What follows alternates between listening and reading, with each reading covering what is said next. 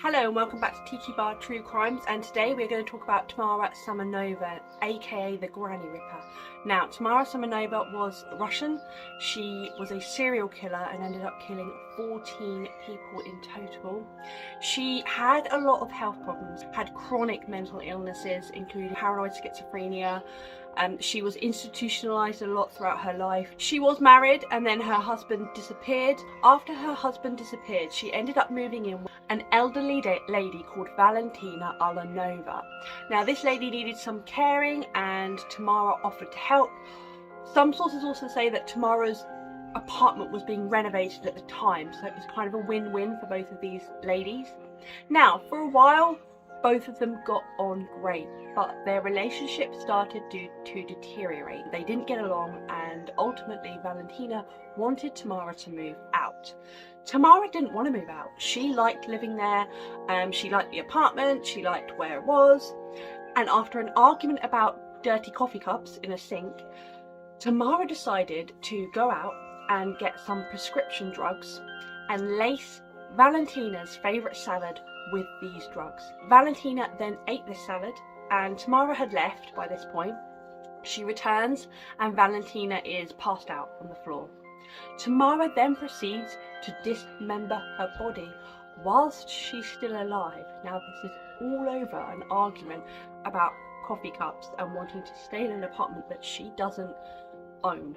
Once she had dismembered the body and they were in sort of parts, she wrapped them up and just dumped them by a pond, and they were left there for several days. Even though this is a public place, no one really looked at them, no one was suspicious, until one day someone was suspicious and they decided to investigate it, discovered it was the body parts of a lady, and alerted police. Once the police were alerted, they went to Valentina's house, where Tamara openly sort of let them in, and they found traces of her blood everywhere.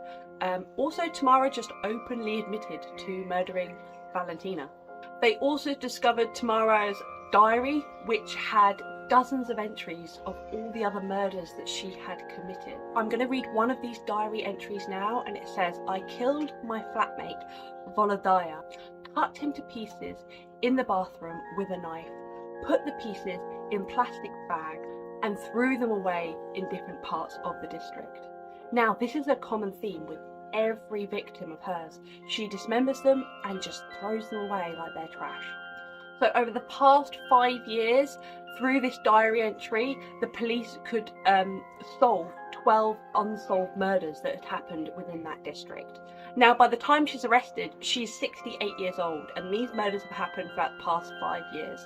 So from the ages of 63 to 68, she suddenly goes on this killing spree, averaging around 2 per year. The police also suspected that she cooked and ate part of the victim's body with a particular preference for human lungs.